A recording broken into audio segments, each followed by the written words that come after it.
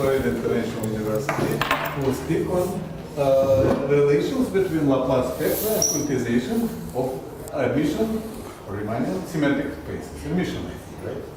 Я не помню, но уверен, что будет. Ну, спасибо за приглашение. Извините, что я по-английски буду говорить.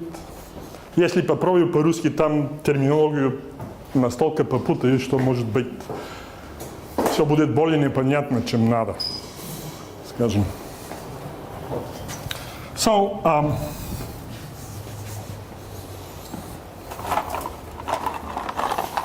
chalk? The lot. Okay. We have none? Okay, there's a couple, but I will bring more. Okay. So, I will start with short explanation how this project started.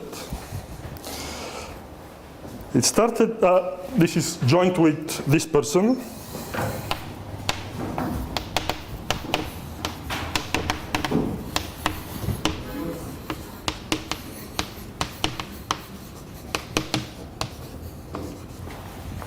Who happens to be my little brother. And the project started as when he was undergraduate, as the so-called master's project.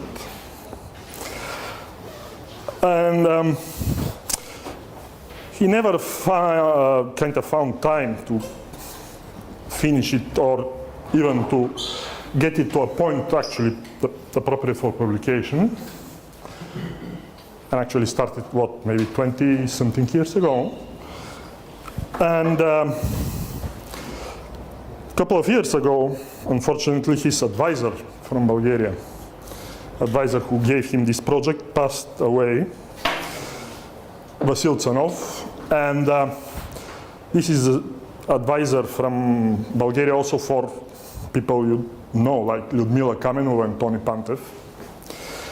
And this was actually a sad, not a good, but more like a sad reason to finish this, because we were invited to submit some results for his memory. So I'll start quickly with what is a basic problem from symplectic geometry on the kind of first class. And what's a geodesic flow of which is the sphere? Briefly. Now, the geodesic flow, in general, for any Riemannian manifold, and for the sphere in particular, usually we start with the cotangent bundle.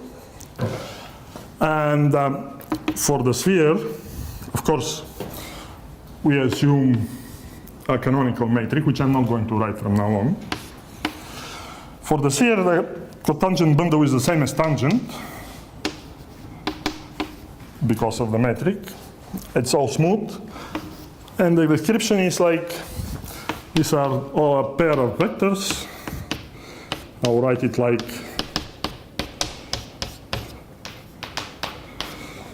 such that the first is a point, and the second, which is a tangent vector, is perpendicular. This is well known. Now, of course, here there is a canonical form, symplectic, which in local coordinates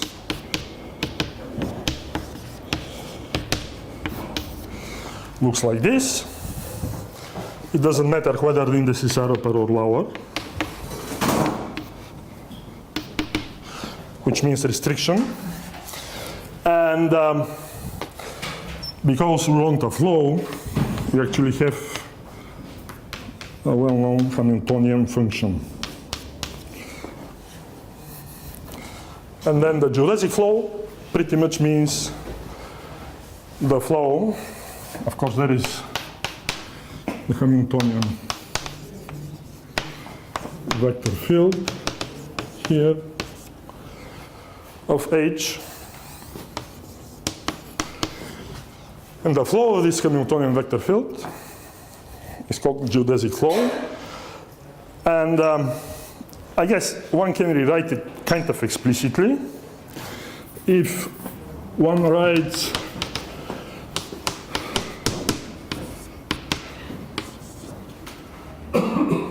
this is supposed to be I everywhere. This is like a complex coordinate. Then this space becomes Cn. And then what I'll write, of course, is we drop the zero section, because otherwise this doesn't make sense. So we drop the zero section, and this, of course, is the same as a quadric.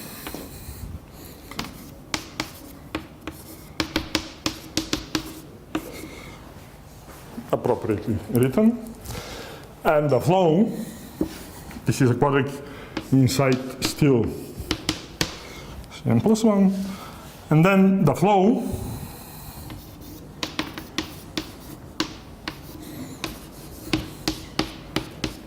of the field, which is determined by the Hamiltonian, actually is determined by these curves. I'll write here I, or maybe I'll write it like this.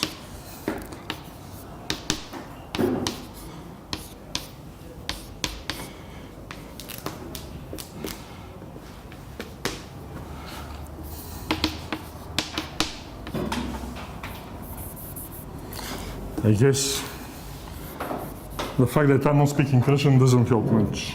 It's still not understandable. This is the way I'm writing. Which happen to be circles. So in particular, all flow lines are closed. And it's easy to see that they project on precisely big circles of the sphere. That's how we see that this is a big circle. The geodesic is there. And in fact, the flow corresponds to S1 action. Now, because this is symplectic space, I'll go slightly the other way around quickly. We can consider the same picture backwards, meaning we start with still a symplectic space with symplectic form, then a given action, symplectic action, and then after some calculations, one can see that this Hamiltonian, up to a constant in this case, actually is a moment map. This is the fact that it's both Hamiltonian for something and moment map is, well, it actually has nice quaternionic analogs with this type of HKT potential and so on. But in this case, this gives a chance to consider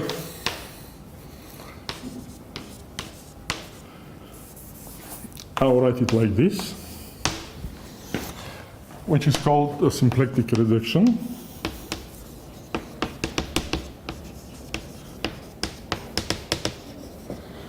And sometimes mass than waste and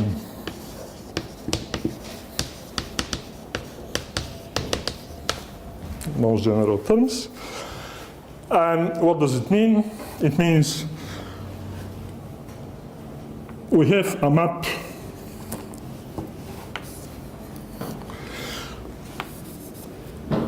which is called a moment map.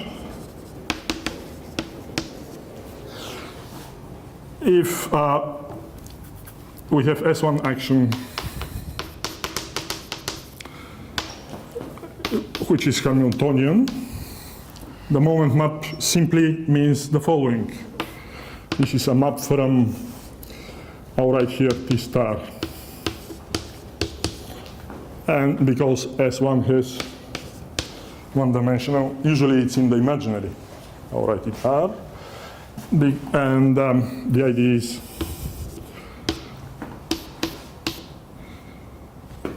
actually d nu at the point P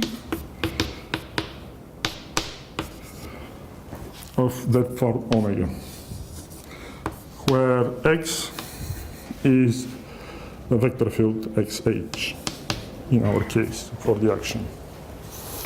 And one can see that this is the same as H. It's kind of tautology, just other words for the same thing.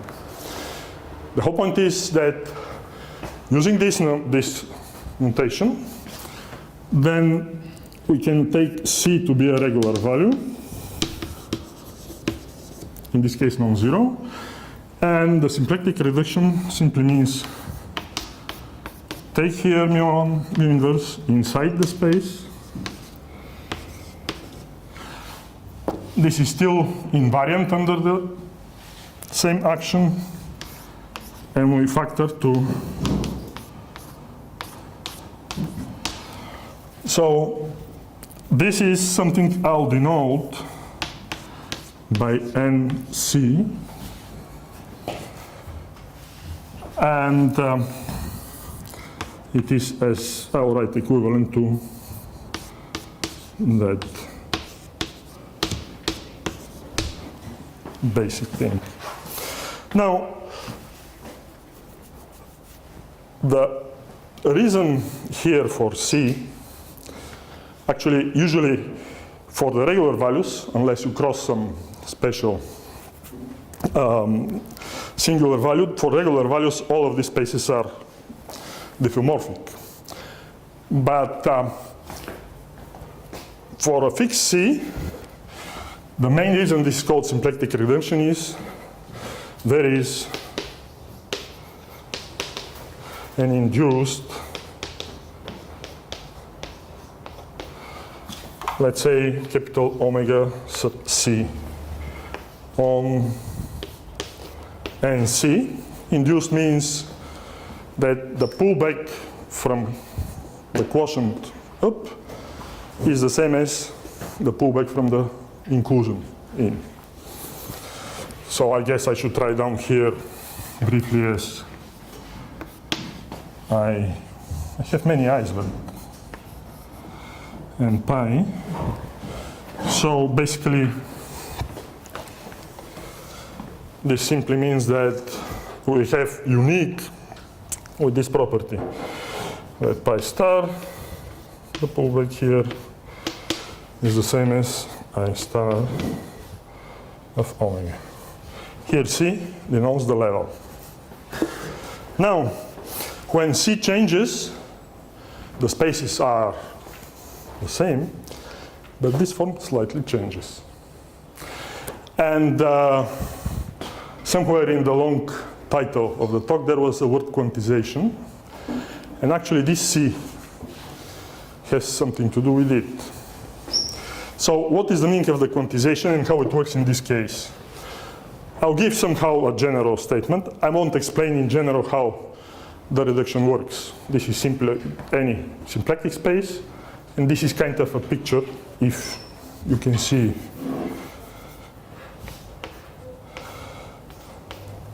For S1, one can change S1 to any compact group and so on. Plus, there are many properties, not just the this type of picture, for example, gives also that if you have some Hamiltonian here, which is invariant under the action, of course it reduces to unique down. I mean, this is kind of classics anyway. Plus, I'll use something else later, but the point is what the quantization, what's the meaning of quantization I'm going to use. Now, this is just like this kind of important example of symplectic, but very isolated in a sense. The quantization has various type of general meanings, and what I will need is one of the kind of most particular ones, which, of course, this is geometric ones, and this is somehow, I hope I don't misspell Kostant and Souriau. It's kind of consequence of the Kirillov-Solvit method. The quantization is basically, if we start with a symplectic form, symplectic space, or manifold, and somehow we want to assign some kind of a Hilbert space which is supposed to be quantum. Now, the quantization condition here is that we have that in Z. For maybe, since I'm talking only about the spheres here, I'll talk about, let's say, compact, to make sure that there is no question. And Z, of course, means this is a real form, but with integral values. And then, suppose that this is a complex structure.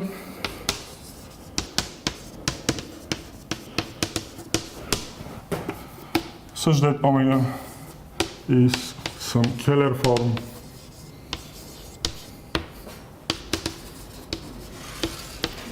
for I, or Keller form of a Keller metric of I. And I think in the quantization business, this is called complex polarization, or Keller polarization of the symplectic or Hamiltonian system, whatever you need. And then, because this is integral, one can look at the class here. I mean, I should say here the class, of course. And take L to the line bundle, holomorphic line bundle, with here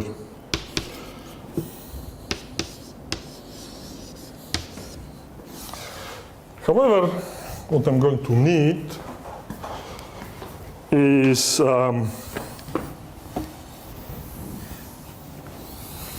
slightly different from that. And this was the scheme which actually Souriau, I believe, used first for kind of geometric explanation of classical representation and irreducibility. They wanted the orbit method. Yeah, exactly. So this is pretty much orbit method there. So what I need for the next is like a little bit twisted or shift or a deformed scheme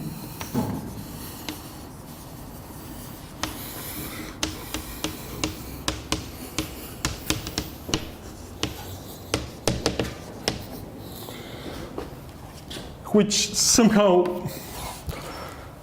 the advisor Vasyl-Tsanov of my brother traced back to these people which I had never seen before and after. But if you look at probably the classical book for quantization geometric is Woodhouse, there is a good chance you will find these references. There are two different references, so I should say here like this, I guess. Anyway, so the idea is you want not omega, this condition is changed to, let's say, well, somehow they want 1 over 2 pi, and this is depends on how you define the Keller form and the integrality. And this should be plus or minus. I have to see to make sure that I don't miss the probably minus.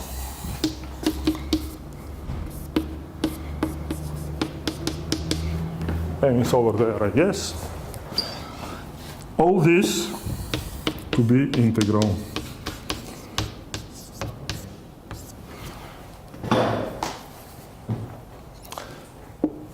I don't know, is this the first reference? Didn't disappear somewhere along the lines? But we want this kind of condition. And what we do further is, again, we take this reduced space. And the question here, of course, once one has this condition, then the corresponding L with this CM1,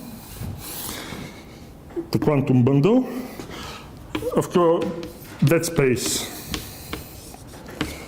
is the corresponding Hilbert space of the quantum states. Now, the question is, what happens if we apply to all of this basic geodesic flow on the sphere that type of condition? And I will explain what is in fact the initial observation by this guy, my brother's advisor here, with some of his collaborators, one of his collaborators. And this is the following. So the question is, of course, when or for which values? The question normally is for which C that reduced form from the cotangent space, well, factored by the geodesic flow, is quantizable in this sense.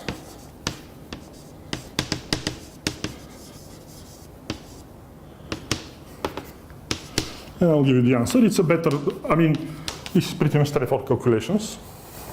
Again, I'm not doing here the exercises from first symplectic geometry books. I don't mean I can. I need to read them anyway, but I'll not try. So the answer is the following. Oh. C,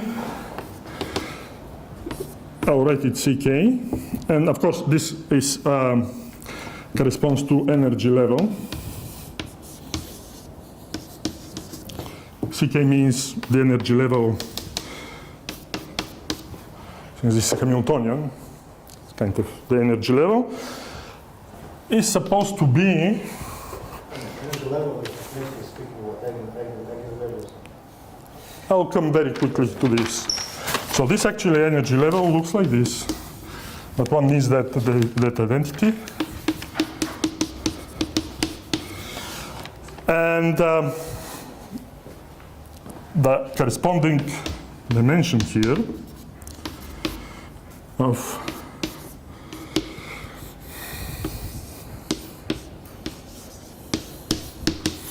is, again, what is necessary? Choice, I believe, n, yes.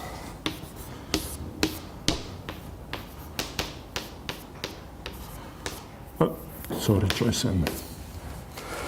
And the comparison, of course, as Dima noticed, is that if kind of observation, and back then, at least to me, wasn't clear 20-something years ago, how they come, I mean, there was no special comment, how they came to this observation directly is that if this is the kth Laplace eigenvalue,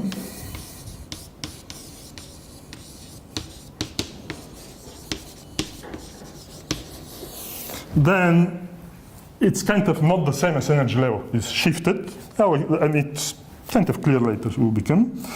Then, and here I believe is something like 1 over minus, sorry.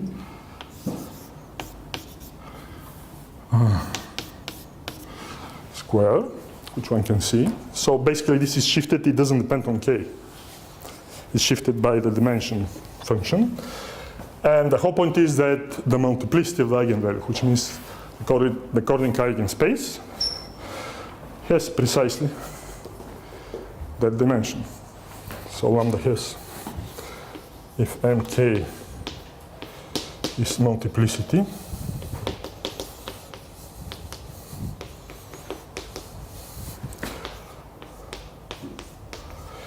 then mk equals to this. So, is it EK or CK? C. Well, let's say, Just the same. yeah, I want to use C. Yeah. E is good for energy, but C. Right. So the question is that for every integer you have Exactly. number, and for that guy you have the... Yes. Sorry, we Yeah. must have mentioned that, but I was late. So why is it finite dimensional? Which? Why is the space finite dimensional? So it's Oh, no. This is, because this is like symplectic quotient. In fact, this is, that's, well, I need to explain. This is the quadric, let's say so from, it's effectively compact, right? oh yes.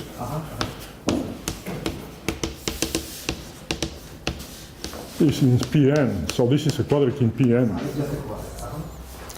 And this is the reduction. In general, the cotangent space without the zero is the quadric in Cn plus 1. And basically the reduction to subspaces is kind of like really nice functorial thing anyway. And But I mean, this star S is not scalar, right? it is. Well, it is scalar, it's not. It is. It's not complex. Yes, it's here, no? It's scalar, and it comes with the action, which is actually the geodesic flow. It is S1 action because all orbits are S1.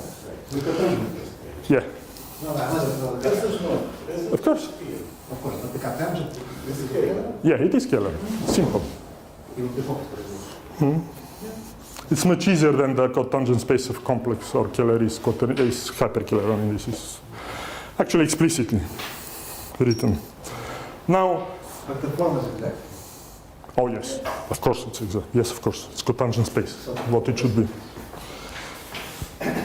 So, in general, how one calculates all this? Well, this is relatively simple because, of course, for this space, you know, Picard is one, real cohomology are one-dimensional, and any form, because it's invariant, since there is invariance here under bigger groups, any form is proportional to the form coming from the, let's say, Fubini Studi, the restriction. And one just needs to find the numbers of proportion in order then to satisfy that strange condition. That's the calculation.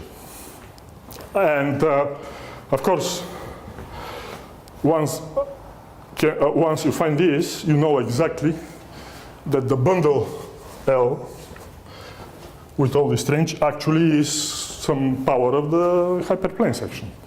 And and from that point further, the dimension here is obvious. So, inside. Yeah. Laplace acting where? Acting On S1, Sn. This is Laplace. Yes. Yes.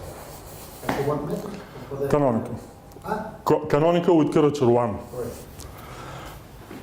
right. And yeah. So from here, it's the fact that you have like coincidence of a sequence of two sequences of numbers. One is energies, the others are Laplace, and then the dimensions is could be any reason.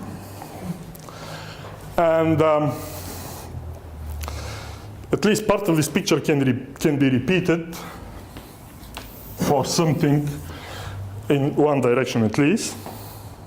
The main things to use for this case was that the geodesic flow actually has only closed trajectories. This thing happens on all spaces which contain only closed geodesics. For their cotangent space, this is the case. And spaces with all geodesic closed, Riemannian, well, it's like a basic topic in Riemannian geometry. There is a book, there are many books.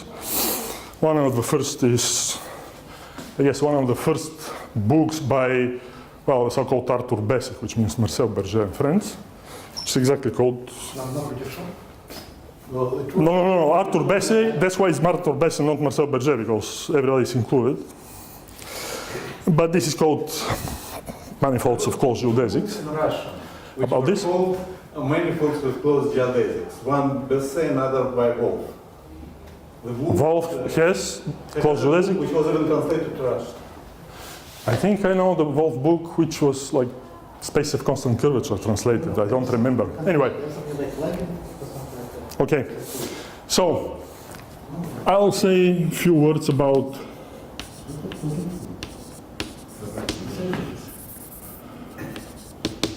with all geodesics closed.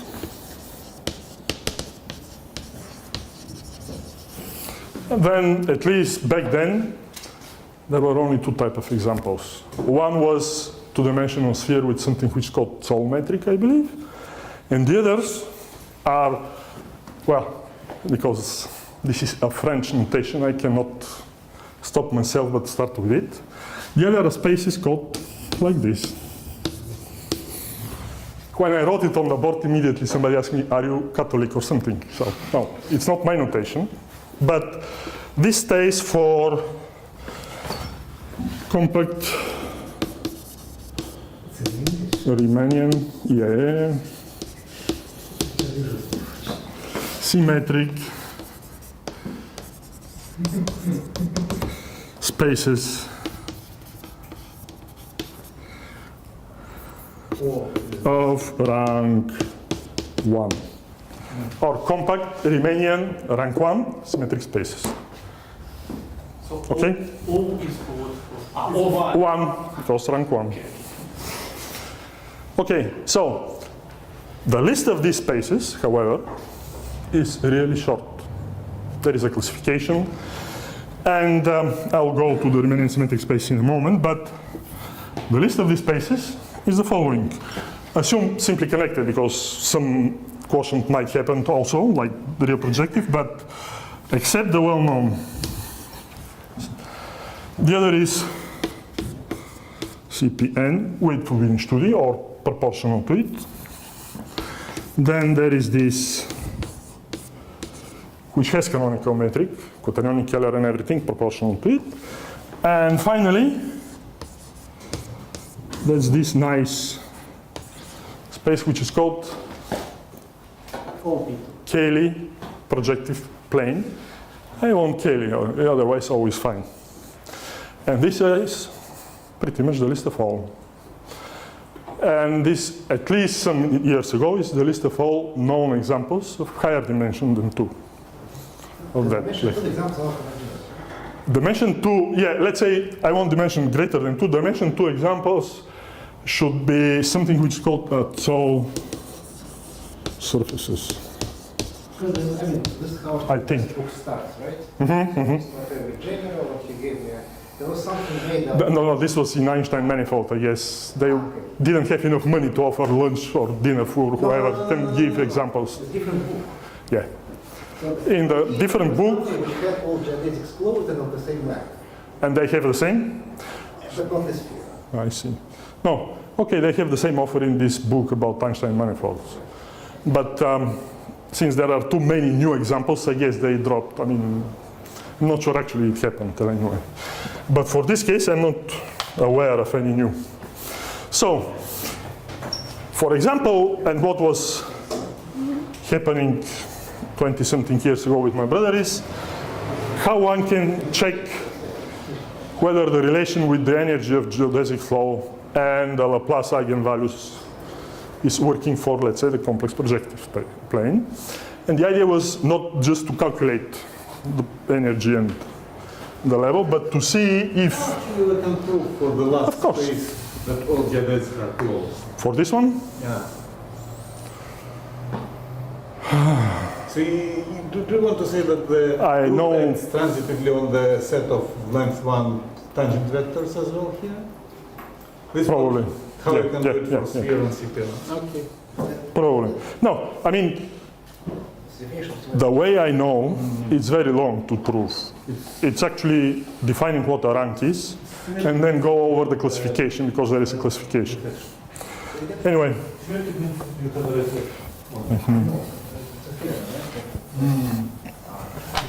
Only for the small. No. You have this. So, I'll just explain roughly how one can do the same observation very, very explicitly for CPN without even the numbers. So one can use, of course, the Hopf projection.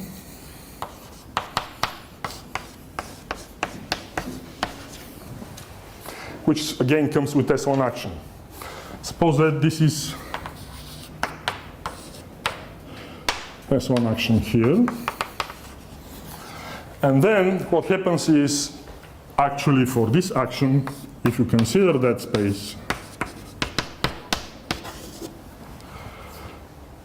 and then we consider that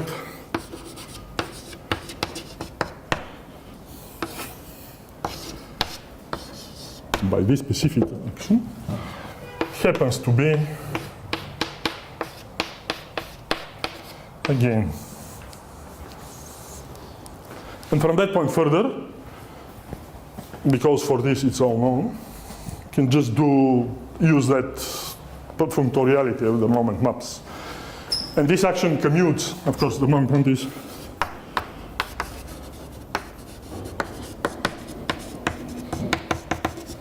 let's say the geodesic flow.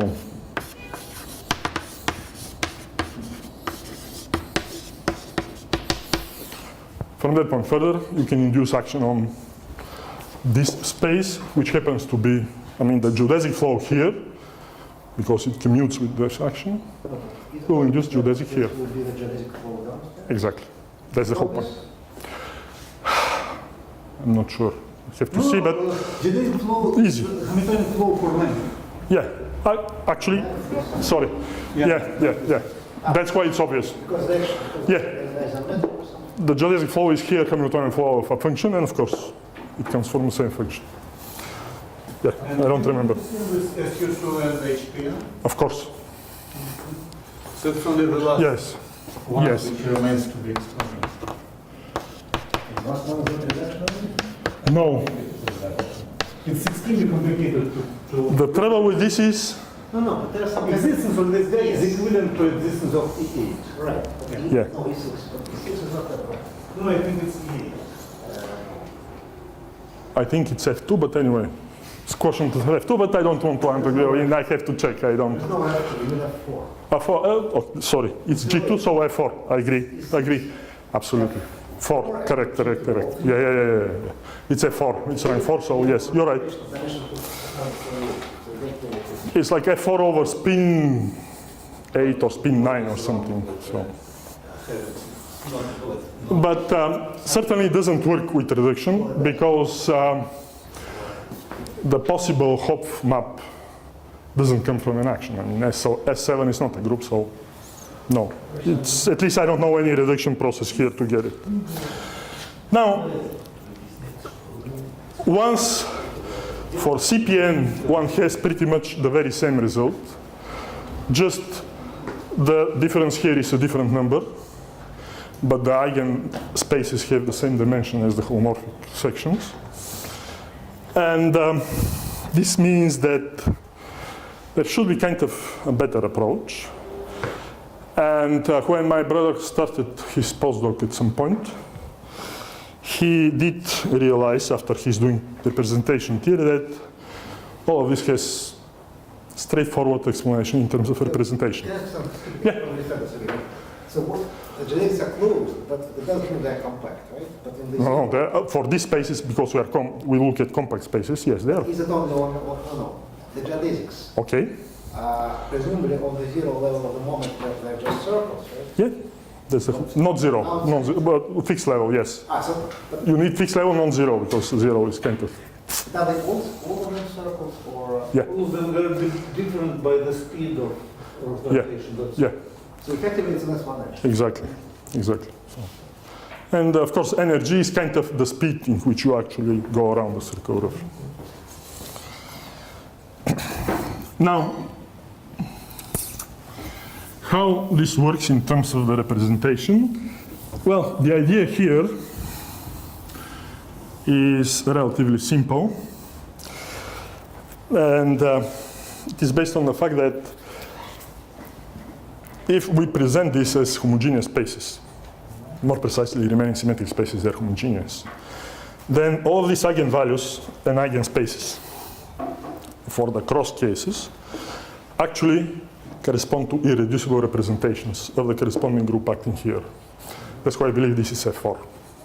But yeah, I don't remember everything. Yeah. No, there is no E8. In particular, in this way, we obtain irreducible representations, but certainly not all, because it's only one. You see, I mean, the irreducible representations, of course, they depend on fundamental weights, which is like, they have as many parameters as the dimension of the corresponding maximal tori of the group. So here, they are not all on one side. On the other, nevertheless, we know that these are irreducible.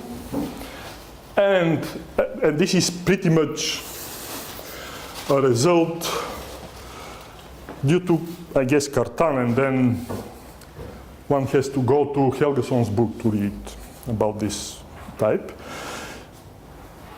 And on the other side, if we somehow succeed to end up with a space like this, which is scalar already, and not only scalar, this is actually homogeneous, which means rational scalar, rational algebraic also, then the irreducible representations there, of course, correspond to Borel-Veil-Bott theory, or Borel-Veil, because this is line bundle, so it's kind of easy.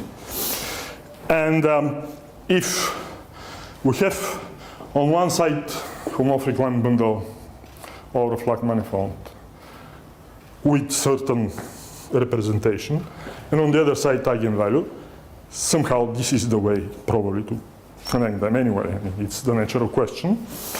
Now, I didn't mention that, no, I mentioned here, but the factor here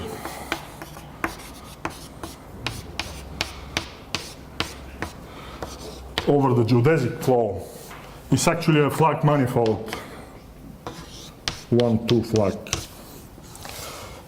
And these spaces are naturally identified, the points here, precisely with the geodesics on the corresponding space. I mean, the geodesics in Sn, they are curves.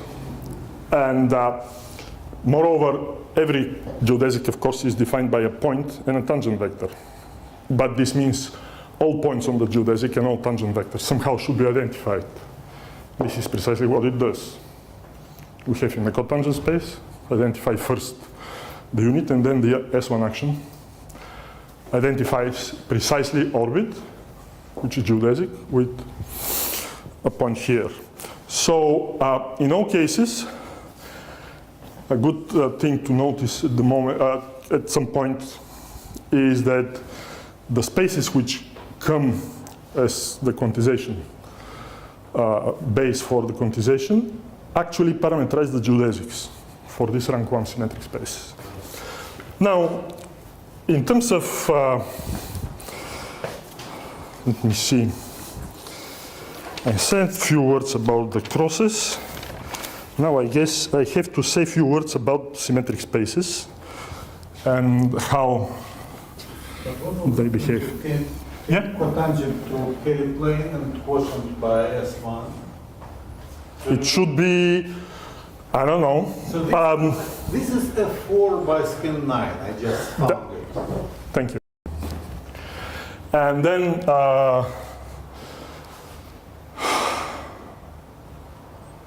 F4 by spin 9. So what should be Flach manifold with F4 action? It's, well, one has to identify, but I'll explain the procedure anyway. It's kind of, it will become clear. I cannot tell you immediately now. I don't think we did check carefully because we wanted to see. Let's say it's not a finished project. It's kind of only announced yet.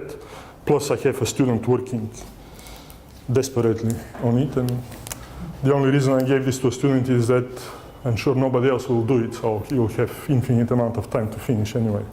Probably it's by spin 8. This is Bobel says that the representation of the tangent space to Kerry plane is just usual 9-dimensional representation. So this is probably just quotient by spin 8. Probably. You will see. Probably after you see the setup, you will decide probably it's true. So how the setup goes. Now, we want, we call first to be just Riemannian with the metric, and we call these symmetric spaces. From the cross only, we drop the C and O. So Riemannian symmetric space if for each P and we have an isometry which preserves P and has square identity, then it's easy to see that if this is the You should require the differential of true. Agree. minus Yeah. Absolutely true. Absolutely true. I forgot. So the isometry group is acts transitively.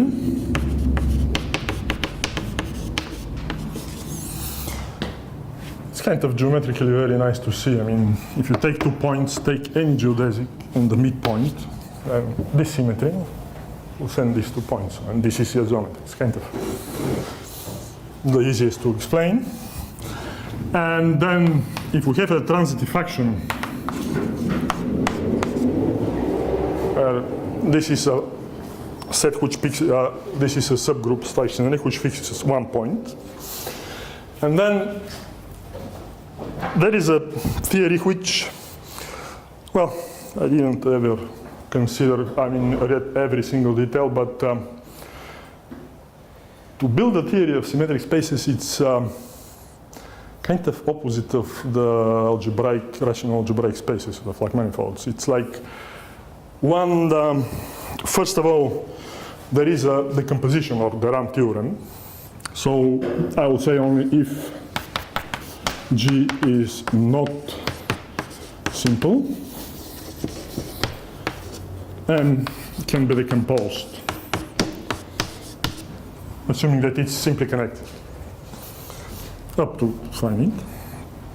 So we can assume, if you want the theory, that actually this is simple Lie group. So assume that this is simple. And for simple Lie groups, somehow it's easier to do the following.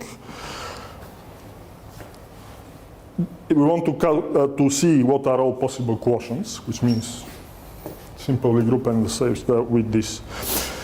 And as usual, we can start with complexification. This is all in the algebra level. And then one actually needs first to look at all non-compact forms, real forms of the complex Lie algebra. And the main reason is that if G is non-compact, then K is maximum compact.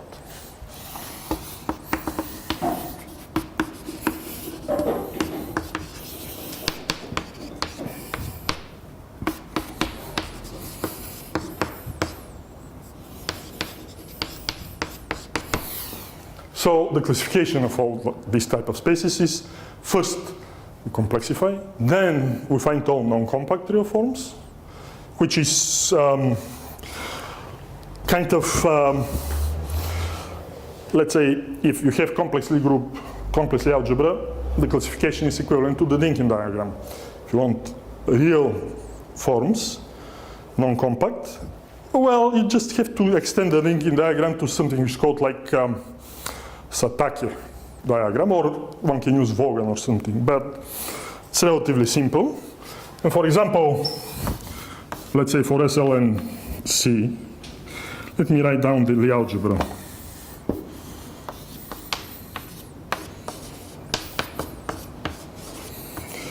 And for example, when we have SLNC,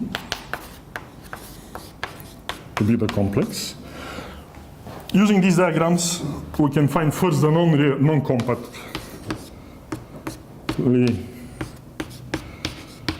forms.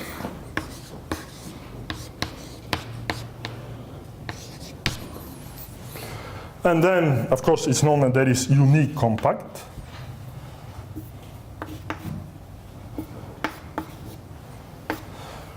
To add, and for all this non-compact, we know exactly what the maximal compacts are.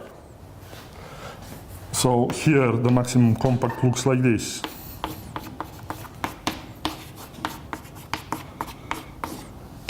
And here, of course, it's like this.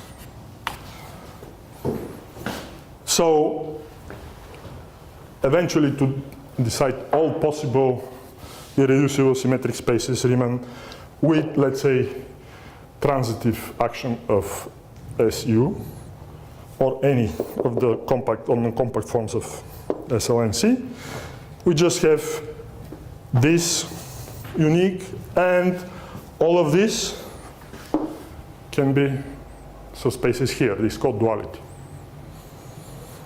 So you have duality between compact and non-compact. But somehow the non-compact are coming first, and then the compact. And for some reason, if one follows the books in symmetric spaces, you'll see how there is a theory for non-compact, based with Iwasawa decompositions and everything, and the compact spaces are just last chapters with explanation of duality. Just the opposite of algebraic cases, where you start with group and maximum torian and so on. You just need an evolution of the algebra. Yeah. Correct. So this is pretty much, you start with the simple group, and you need to find involution. Yeah. Yeah. So we have two involutions. Right. But the yes. evolution, which is on the real form, just gives you an evolution of the complex form. But you can And you have additionally the conjugation. So yes, you need to deal with these two. Correct. you probably won't keep the complex. Yeah. Now, what is a rank of symmetric space? Now, suppose that we have, again, this is the Lie algebra. Let me start with. Now, the involutions here somehow give rise to, let's say, the set of all sigma p relatively easy gives rise to involution from G to G.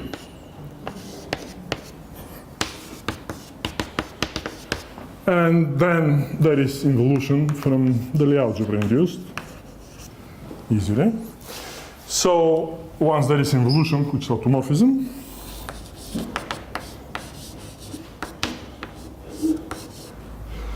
where P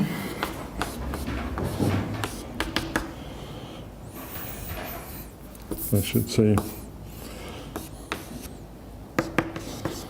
which fits somehow this remark which somebody noticed. And of course the involution case preserved. Now P itself, so real, contains something which is called maximum abelian subalgebra.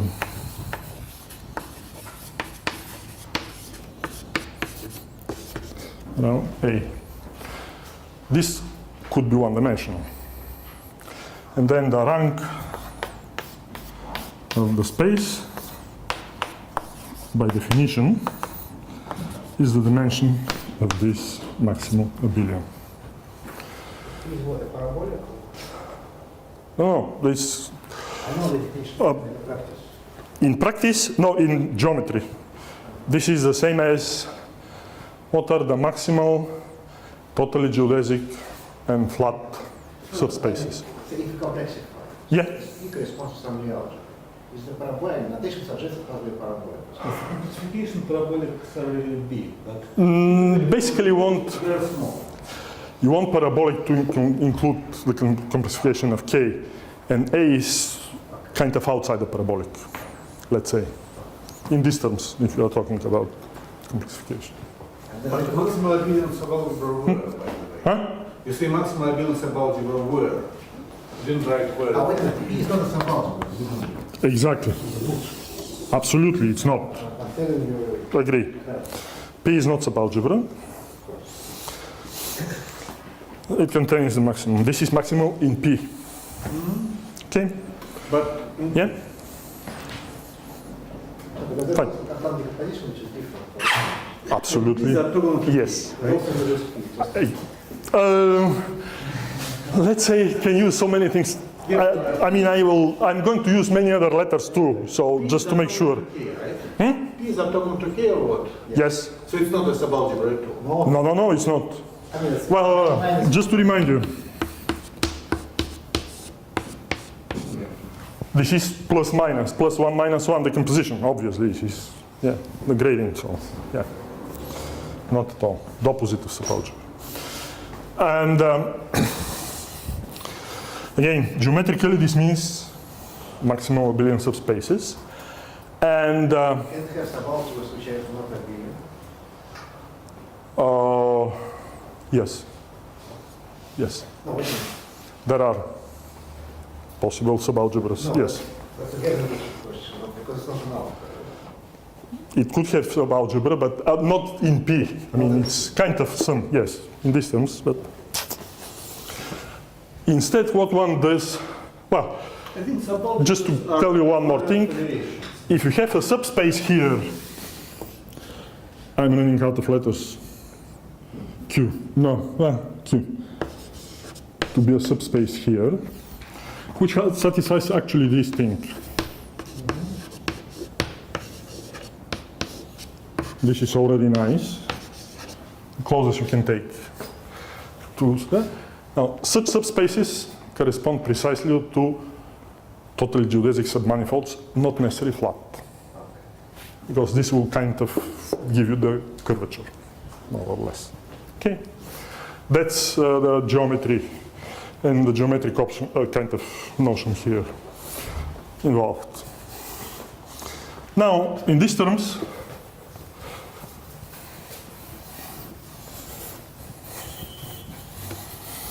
of course, means that the crosses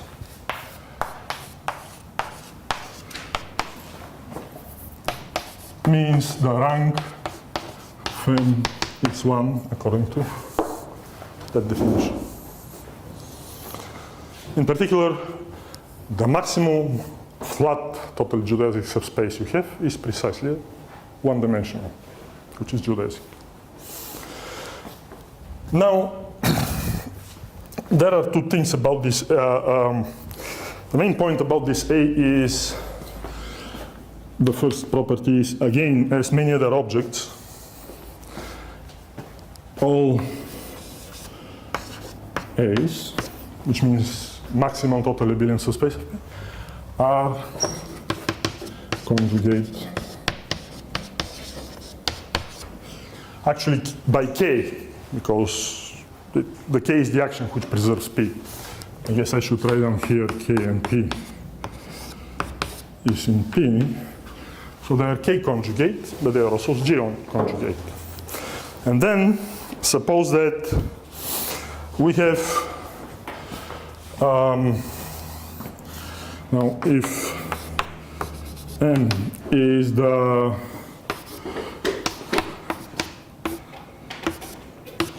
normalizer of A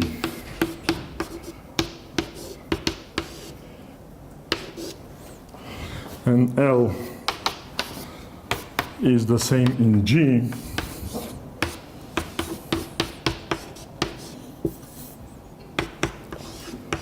I think 0. Let me see what we do. I don't want to change notations definitely. Then, then the second easily is seen to be that. because, I mean, we start with simple. And what's the point? The point is that suppose that L, or if L is the group or subgroup of this L, this space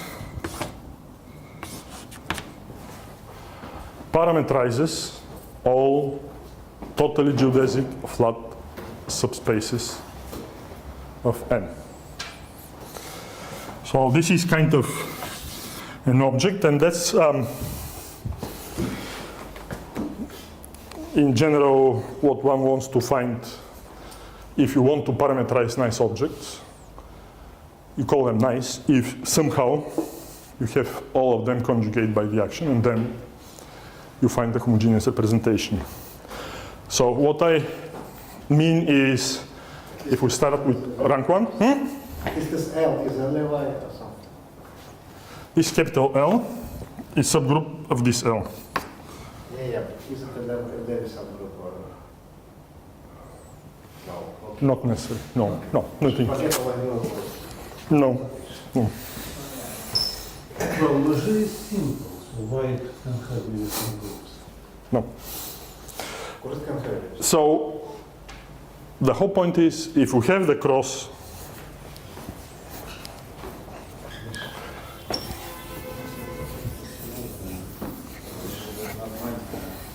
the picture looks pretty much like this. If we have a cross,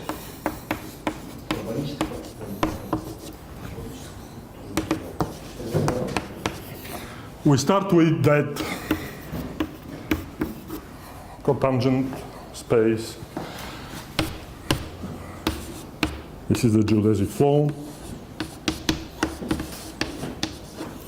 That at least is diffeomorphic to that nice homogeneous.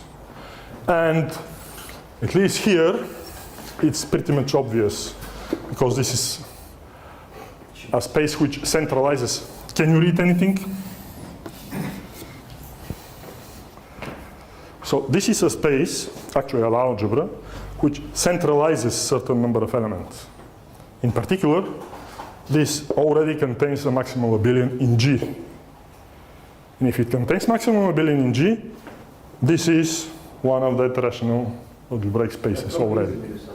When you look at the formula, probably is a Levi subgroup. This group is ideal. It's not Yeah. well, Что ты несешь? Посмотри. I just found it in Wikipedia. Levi subgroup, what Levi composition? Not Levy. Well, it is. No, it looks like M is a maximum torus there, then, right? No, No, this is. no, So maximum. basically, no. There is a maximum torus here. Yeah, M But- is like the center. So the Levi Yeah. subgroup can have. There is some objects you need decomposition. Значит, идиот целый кипит, шановный. Смотри, что видишь, подумали, видно, следующее, это параболическое. Две предложения. Гипотетно поможет на эффективно меньшего ранга. Это какие? Это блок, наверное,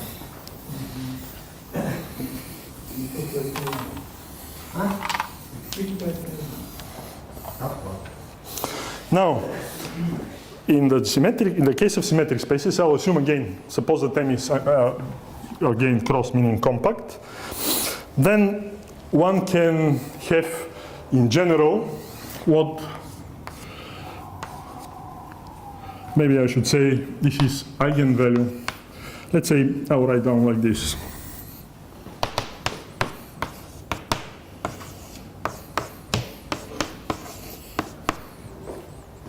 So these numbers, where suppose that this is some fundamental weight. By the way, at some point we should maybe make a break. Really? You don't know? How many breaks do we need? Can we do only one? True. Okay, sure. I'll finish. Okay, so if this is a fundamental weight of GC, but which actually is I'll explain that strange thing. And rho is 1/2 standardly sum of, well, roots of AC. So kind of again, I'm not telling exactly the truth because roots and weights are in different spaces, so should be careful. Then this, let's say all eigenvalues of, which is the Laplace on M, have R for some alpha.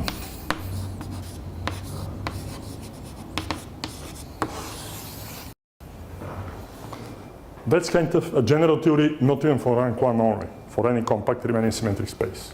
It's because the Laplace is basically a Casimir operator, something like that. Exactly. Yes. And this is exactly how it comes. No, squares, I don't forget. And that is exactly how one explains why that addition to the Kostant-Souriau, this kind of 1/2 canonical bundle. Yes, of course.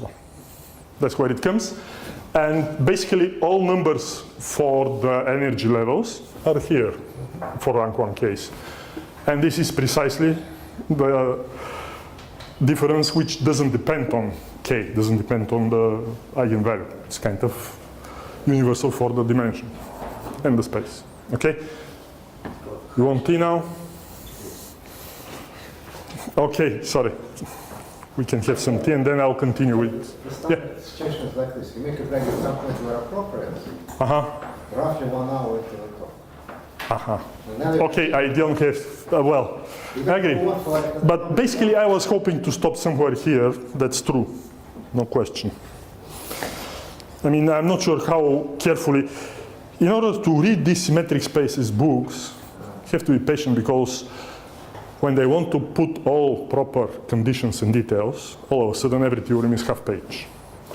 Unfortunately, it's the very same thing if I have to write correctly the statements too. So I guess I'll write once, maybe not for the rank 1, for others, and not more because otherwise it will take, yeah. Okay, so. Right. Break with tea. 10 to 15 minutes of Yeah. plus minus. Теперь вокруг меня я вообще это все путано. Я слышал то, что Миша говорит. Да-да-да. This is for crosses. So basically, the theory there for the for the symmetric spaces, the theory goes like this. First, you take the algebra of invariant differential operators. Like if you have a Lie group, invariant differential operators, of course this is called universal enveloping algebra. But when you talk about symmetric spaces, not other homogeneous, these are not all already are invariant. And the result about that algebra is that first, it is actually commutative. And second, it is again finitely generated, and the number of independent generators is precisely the dimension of this space.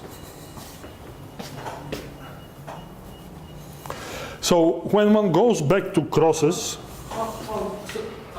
So for instance, on a sphere, invariant differential operator is a function of a Laplace, so or the crosses. So it means that if this is one-dimensional, then every invariant differential operator is kind of a function of the Laplace. and the That's it. same is for the other, just For others, you have, in general, again, the dimension of this space gives you the number of independent generators in the algebra. Center universal elements. yeah, but Yeah, so, yes, kind of. And you certainly have more than 1 generator. It doesn't mean that all of the eigenspaces here are reducible. Some may be still irreducible because they can be like joint. But the idea is the irreducible representations of the Lie group G, let's say unitary, all this complexified, are actually joint eigenspaces of all invariant differential operators. Doesn't have to be with the same eigenvalues, but the ones are the functions which are eigenfunctions of all invariant differential operators. They will, for fixed eigenvalues, they will determine, for fixed meaning for, let's say if you fix for generators, they are irreducible representations. This is, I think, and then that every function again can be written as a sum of eigenfunctions of the spaces. I think it's called Cartan-Helgason theorem. And it's in Helgason, one of the many books there. A question about Lie. Yes. So this M is presumably semi-simple, is it? Which one? M? No, G. G is simple. I don't want even to bother. M. M. Symmetric. This is, you're talking about this. Yes. No, pretty. Because, so it stabilizes A, but I think if you take generic element in A, it's the same. It's a equivalent condition. I think. And then this L is Not necessarily.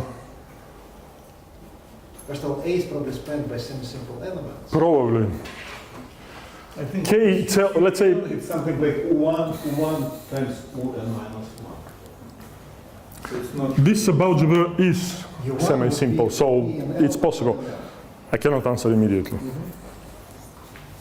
But this is semi-simple, so it's not important. I mean, this is still here, and this is still semi-simple, so that's true. It's a stabilizer of tangent in this case. So, what else I want to mention? Oh, let's say a couple of things. One is, should I leave it here? G, which can use the A is tangent vector through the symmetric space. But not any tangent. Any non-zero tangent. No, there's the group. So, suppose that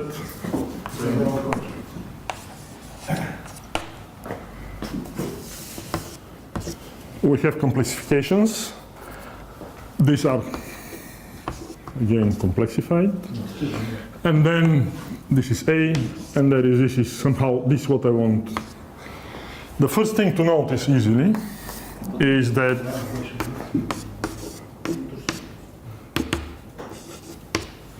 the center of this algebra is here. What does it give? It gives that from here, well, it shouldn't be second, but from here, when we look at the flux space like this, the center of the Lie algebra, complexified, actually gives from here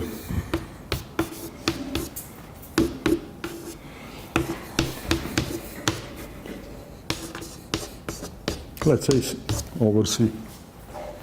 L is F5 in this situation. GC mod LC is F5. GC mod C, Mod LC. mod LC probably. And C But- means that you complexify everything, right? Yeah, C means you complexify. And basically this is, well, this is the main, pretty much standard for that So this thing homogeneous is spaces. semi-simple orbit. Exactly. And how you find the cohomology? I mean, there is no first cohomology. The generators of the second, pretty much, they give you, if we start with an element here, you assign something which is well defined there. Although this is like on G only. So G model is complexified or not? No. This is for G model. No, this is the flat. But in C it's inside the complexified thing. Yeah, And the complexified thing is just contracted onto partial network. well, if you want complexification, you need some Borel, you need parabolic. I mean, but that's true. What is the question? I mean, you can just consider G mod LC, Yes? and topologically it will be the same as G mod P. Not all. Well, if you want, Constructible. in many cases actually is like the complexification, which is like the tangent space of that. Yeah, it doesn't have to be tangent space always, Inside. but it's always contraction. Yeah. Agree. So the topology is the same. True. So we know the True. topology, we know. True. But this is basic. I mean, this is sometimes in old books, I'm not sure about new, it's called transgression.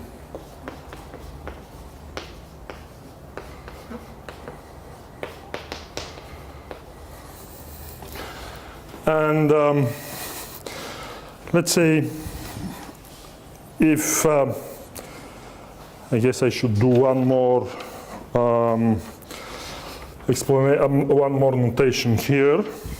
Once we have that space, we can explain what the line bundles are in this terms of A for this setup. So if we have holomorphic line bundle, so what I want to consider is, well, formally one needs the fundamental weights here, but I mean, to describe which ones I want for the representation, I guess I will start with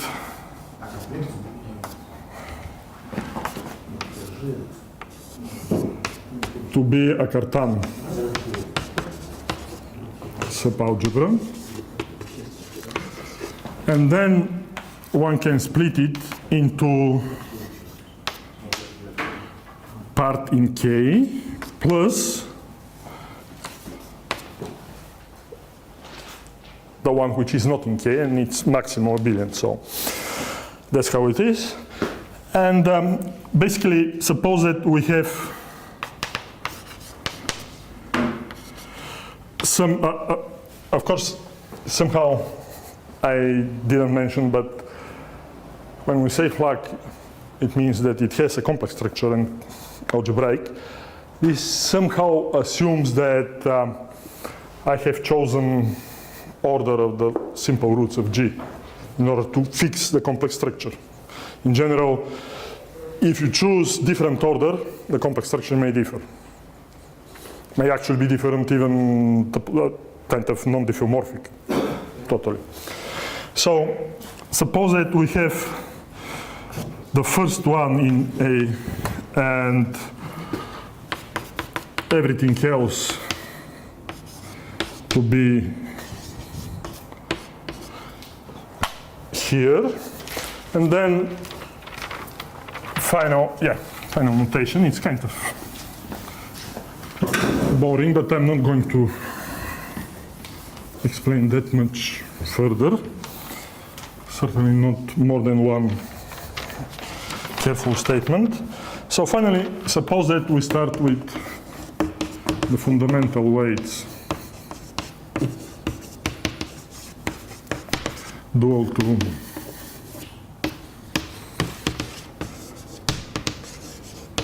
all this is in the complexification, and there is this notation, I guess AC, for which we have that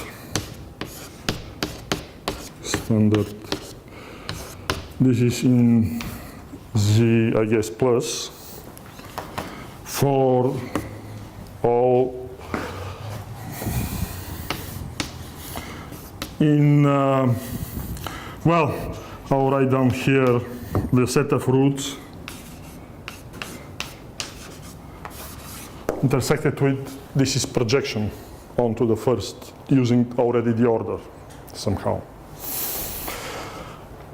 And then, in these terms, if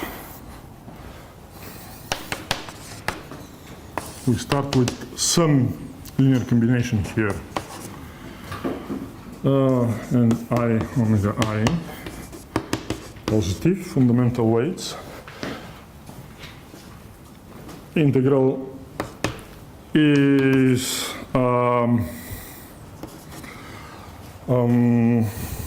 so want this to be how was the name? The determining the I'm forgetting the terminology. Not the maximum weight of a reducible representation. It was supposed to be highest. Yes.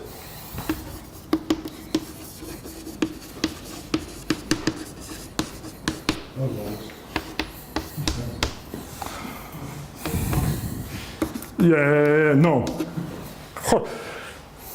Again, my brother is responsible for the terminology. Don't ask me which is which, because that I can't answer. Anyway, of irreducible representation rho. Then this Borel veil without bot, because bot appears when you talk about vector bundles. So this is kind of before bot appeared. The Borel veil theorem tells you that the space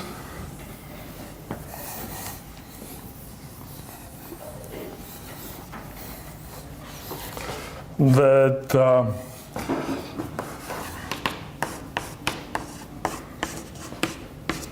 with the corresponding, I mean, this is the space and this is the natural action, where L has this sum.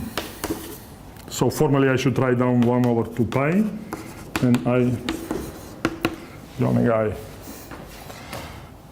And this should be the class.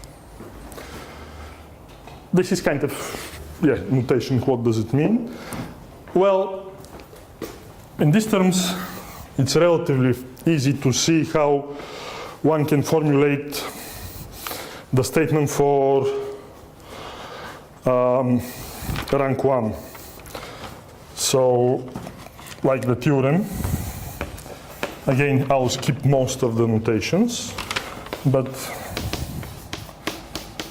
is across, and suppose that we have a generator of lambda plus, when this space is one dimension, of course, it has one generator, and then the statement here is the following. First, what happens with the geodesic flow, and then all other things pretty much follow. It's kind of summary of everything from before. So the first is that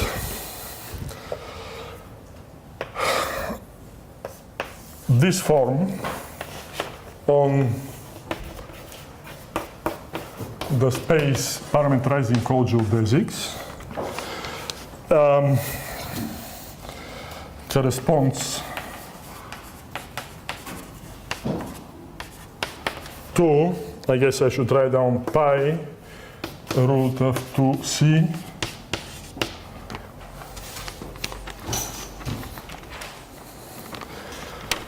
and if we take the first term class, because the first term class is half sum of roots positive here, but they're in one and the same one-dimensional space. So this clearly comes with some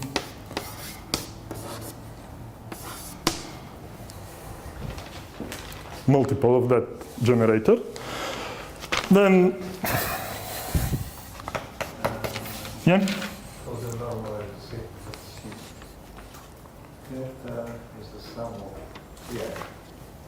Sum of, well, in this case, this is not sum.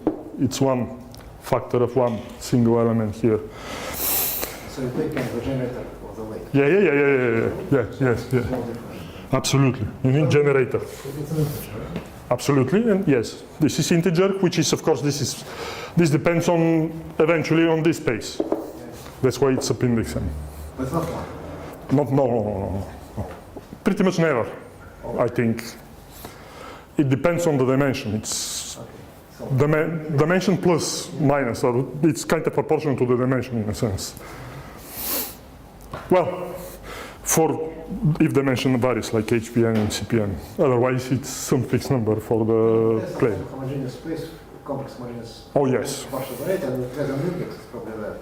True. I agree. Oh. No. This is very special. It's kind of special type of flux, or generalized flux. So the next was, again, the quantum condition.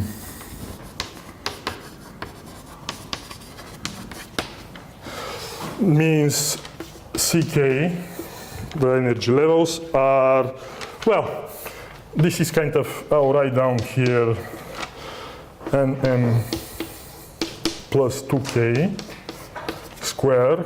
Gamma is either 1 or I think 1/4 for Sn. The reason for the difference somehow is that starting with this type of representation, one assumes that the metric induced here is by the Killing form. But this metric on the sphere, represented as SON plus 1 over SON, this metric on the sphere doesn't have constant curvature 1. It's multiple of it. That's why, yeah. That's how it comes out. Killing form of what representation, right? Canonical, no. It's no. It's canonical. It's It's canonical after. correct. So this is the CK. Of course, lambda k looks like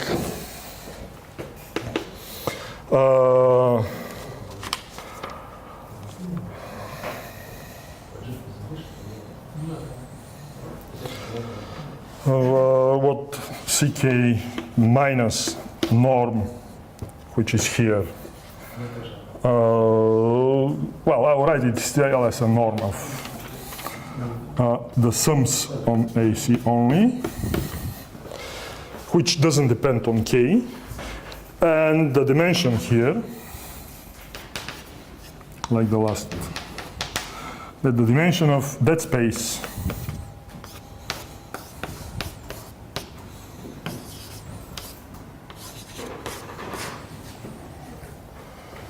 where L has, maybe I should try down K. K theta is also the multiplicity of the corresponding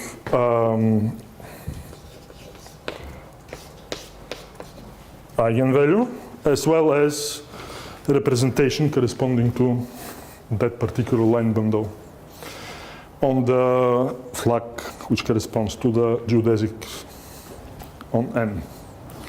In particular, all of these formulas, the multiplicities are the same as the holomorphic sections and so on, kind of become just rewording of the representation theory facts, more or less. It's not exactly theorem, actually. It's just observation or something. Not directly identical from sections and from where. That's the whole point. Right now, this is the next thing to try, because in the sphere case, it's kind of, the relation is kind of not exactly clear, but at least indicating, because one way to represent the eigenspaces is through homogeneous polynomials of n+1 variables. Okay. And the homogeneous polynomials have to be kind of course, you need this primitive. Homogeneous polynomials which are mod multiplication by the sum of squares, which is definition of I. When you look at the holomorphic sections, you have again quadric, and the spaces there are exactly the spaces of all homogeneous polynomials of power k on Cpn, not the ones which are proportional to the quadratic, because you have to take them out. So somehow, one complexified is the other, directly equal. But how this works for more general situations, I don't know. There shouldn't be that much different. But on the other side, the theory, at least in more general case, works like representation of the harmonic functions. Not harmonic, the harmonics, let's say the eigenfunctions. They come from various types of integral formulas. And there are various types of, in harmonic analysis, things like not just Fourier transform, they have something which is called a Radon transform, which one has to integrate and so on, which are unfortunately very implicit, unlike the sphere where you actually write this explicitly in a very simple way. So I'm not sure how precisely to find, but certainly it's supposed to be functions which are first pulled back to some space and then integrated over the fiber of whatever the quotient will be. You can consider all seconds of all the powers at the same time, functions on the Yeah, these are functions on some other on the space, which is exactly. But how exactly to relate that? Yes. Holomorphic means harmonic. Yes, but you need, like, this is complexified. So suppose that you complexify the space of eigenfunctions, and then see as a subspace, as a complexified space, what you can do. I mean, because the harmonic functions on the sphere are real polynomials of n variables, n plus 1 variables of some type. And the sections there are complex polynomials, again, of some type, of the same number of variables, complex. But roughly speaking, if you have a harmonic function on the sphere or whatever, Harmonic. back, Exactly. you probably have to twist somehow. Precisely. There's a, I mean, because That's not immediately improvement, right? that's why usually it's coming from some kind of integration over a fiber, and then, yes. The space of geodesics, the complexification of your symmetric space. Kind of, yes. It's specific. Yes, yes, yes, yes. Here it is a Yes, yes, yes, yes, yes. Because it's simplification. And True. transform часто интегрировать в geodesics. Kind of, probably. But it should, maybe it's actually direct, because okay, you have real harmonic guys, and you have some complex harmonic guys on the quantification. Quantification of compact, that's what It is That's- compact. It is compact. Look at the, well, it's compact up to, yeah, it's compact up to a radial. It's quotient by R is, in the set of No. it is compact. If you non-parameterize them. What non-compact part is just different parameterization. And we have to forget that if we want to complex structure. that corresponds to just consider total space of the y. Exactly. In general, well, the whole point is, this is the easiest interpretation. But I couldn't see so far the direction, some kind of direct relation between that total space and whatever type of space related to the harmonic functions. Or But somehow it works for sphere. kind of, yes. Kind of, yes. So, Question but for of course, student, just classify this is- harmonic functions on sphere. if you can use this, yes, but depends on the student, I guess. And then, but I know. Not harmonics, yes, eigenfunctions. Okay. No, just only. Eigenfunctions. Eigenfunctions. Harmonics are constant, so that's easy. Yeah, but do we have any nice description for CPN? For the harmonics? For the eigenfunctions? Eigenfunctions. Similar to, like textbook nice, in the sense that it's everybody. Yeah, there's some kind of. Should be. I never saw it. Yeah. I think it's clear You think? that you should take whole bundle and just consider The pullbacks and yeah, something like pullbacks, probably. Yeah. Probably. Yeah, that's- Okay, so this was like rank 1 case. And again, if you talk about representations, these representations of only 4 groups, and definitely not all. So is there any kind of quantization-like scheme to have this type of relation for other symmetric spaces? Because Borel-Well works for any group nice like Flack manifolds and so on. And certainly every representation appears as this type of holomorphic sections. Again, for other symmetric spaces, the idea is, again, I mean, the representation spaces are common eigenvalues, but if one common eigenspaces, but if one looks at only the harmonics, meaning the Laplace eigenspaces, well, they don't have to be reducible. They certainly are split into finitely many irreducibles, every single eigenspace. So, is there any relation in these terms through that geometry? And the answer is, like, the main problem, which at least how we considered this was, well, if we take a symmetric space of higher rank, not 1, then the geodesics are not closed, but the closure is total maximum geodesic tori, regardless. It's like Sasakian case. I mean, you may have irregular, but then you know that you have tori there. So, if this is maximum geodesic tori, then instead of geodesic, one should consider exactly the same space of maximum total geodesic tori, which again is the same. And here, how, in order to apply it, somehow a reduction and quantization, one needs a different space, different from the tangent, because tangent space somehow parameterizes geodesics and tangent vectors. And what is the space one wants to consider for the rank greater than 1? What one can do is consider, again, take a line take an element like this here. This should not be rho. No, this is the representation. It should be theta. So suppose that we have, this is the basis.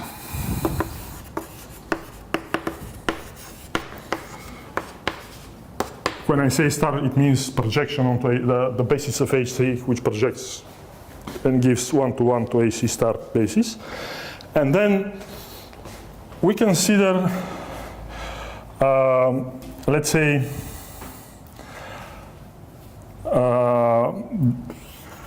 this one.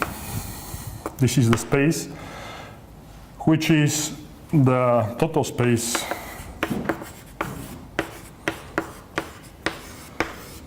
of, let's say, C star, meaning C without 0, K bundle, principal, over G mod L with these classes determined by the differentials here. Of course, now one way to imagine this is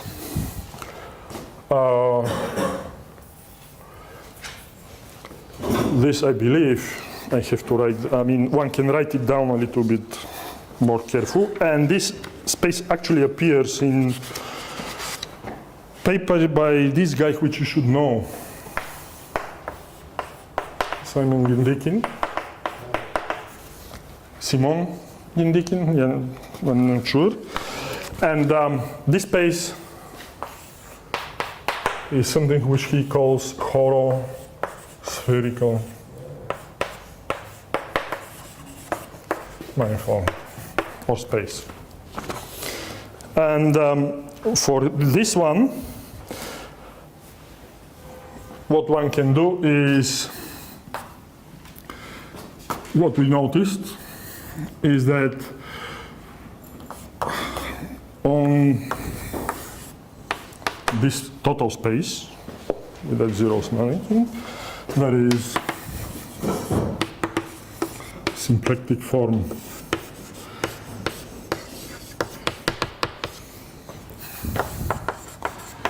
now, and the symplectic form comes from pullback of the first chunk class, let's say here on G mod L, plus the radial directions, which are RdR, such that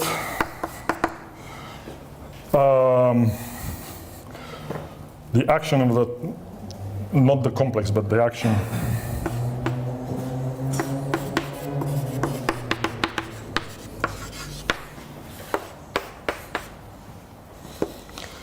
which is the unit circles here, let's say,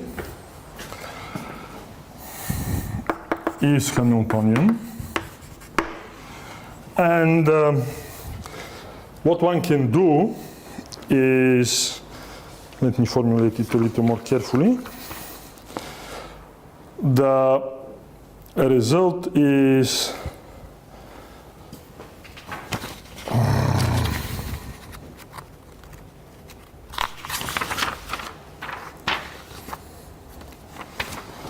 first that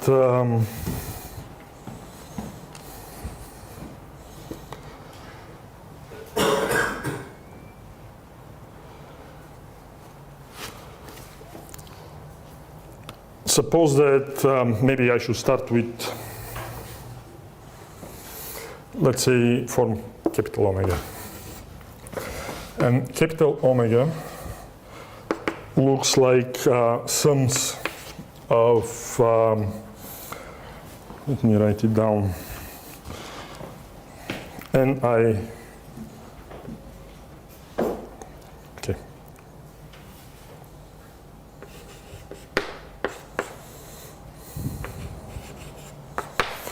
Up to 2 pi maybe, plus omega n, where dit is inside C1 of G mod L.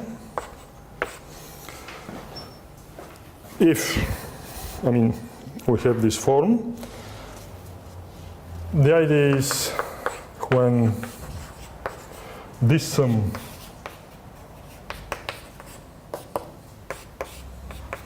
is some highest weight,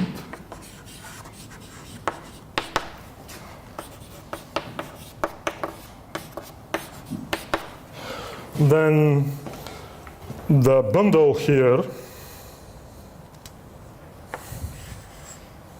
which corresponds to theta, have the same property as before, meaning that the, let me write it not very carefully because it will take forever, like more than half an hour, half a page. Then, of course, the line bundle has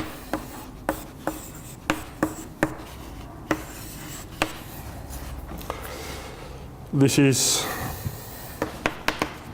the wrap of theta. Then the Laplace against the Laplace operator corresponding, so this eigenspace corresponding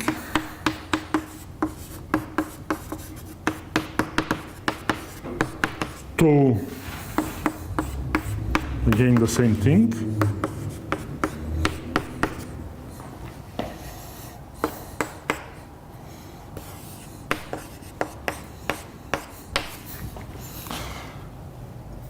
Now, I'll write down this as lambda theta. Has multiplicity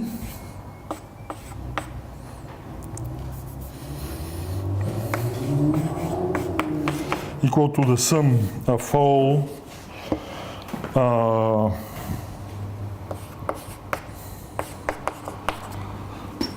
I say alpha, let's say, for alpha fundamental weight with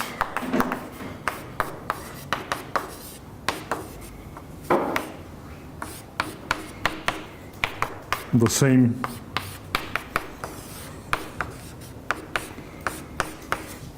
length shifted. in particular, the subspaces in the corresponding eigenspace have as many irreducible components as different alphas of this type, without referring to any other invariant operators, because it's not easy to write down explicitly invariant operators. So in these terms, the last thing I should note is, in these terms, the most important from the representation theory viewpoint spaces become the so-called spaces of maximum rank. So there are cases, let me erase because I don't want to keep unnecessary, and I'll finish here. So suppose we have a symmetric space, and if this happens,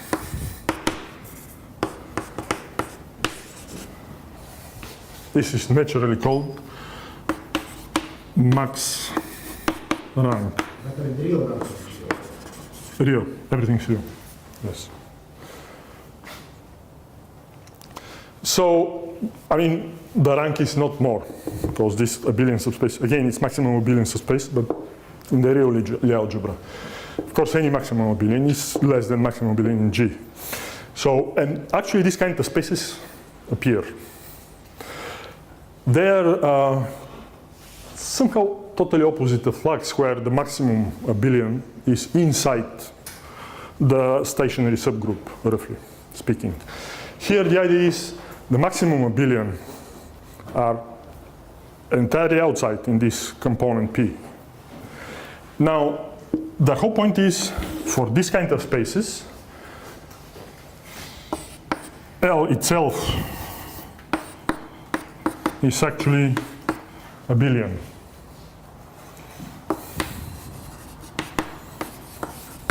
Anyway. L was that. Yes, I will explain. Yes. And in particular, G is, let's say, full flux, which in particular tells you that all possible representations of G will appear as representations of some holomorphic line bundle, like sections. This in particular tells you that if one starts as a corollary with max rank symmetric space, then any irreducible representation of G, unitary, let's say, complex unitary irreducible, actually appears as some kind of a subspace of the Laplace eigenspace somewhere. It's kind of how one complements the rank 1 case, where you have very few. This is actually the place where you have all. And basic examples of this, max rank. Of course, one can go over the classification, but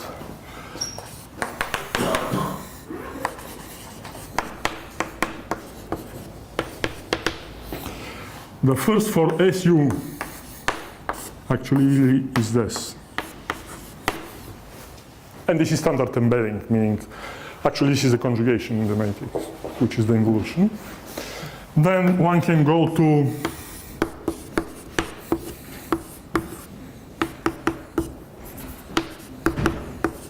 the middle Grassmannians. Same is for SO2 n+1. Yeah, I want max compact rank, yes.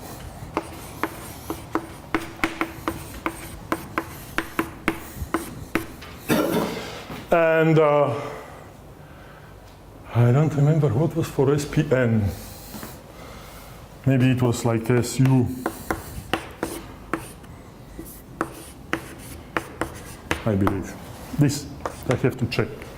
But the way to do it is, well, here for the split rank, it's better to go to the non-compact duals. And then for them, one can use that the classification for this non-compact simple Lie algebras comes from Satake. And the idea here is one can encode the information of how to get all max rank spaces in the Satake diagram. The whole point is for every simple Lie group, there exists exactly one symmetric space of max rank. It's not true that every single group has exactly one symmetric space of rank 1, but for max rank, exactly one. So it's kind of canonical picture. I mean, if you want all representations, then you need the full flag, which is kind of canonically unique. And of course, it should correspond to some kind of max rank spaces, which are unique too. And how one looks, I mean, we did play a little bit with, let's say, case n equals 3, and at least see in how many places you have more than one subspace in the irreducible subspace of the Laplace. And one actually needs to go to pretty high numbers in this norm, roughly speaking. It's UN. I checked on it. U or SU? It is. Okay. Yes, you're Good. Okay. So, and of course, this is like the Diophantine equation if you fix one. It's quadratic Diophantine equation. This norm is given by the Cartan matrix. But how to count numbers of solutions in quadratic Diophantine equation, I don't know. I mean, this Hasse, Minkowski, and all other like classical theory, I don't see how to give that answer. Like how many, at least, irreducible subspaces you have in any eigenspace. And again, here, at least looks like that the space one needs to have as total space if a harmonic function should correspond to some holomorphic section. Looks to be like the whole group, but unless there is some nice reason behind that, I don't want even to just check all together at once. Okay, we don't have to continue.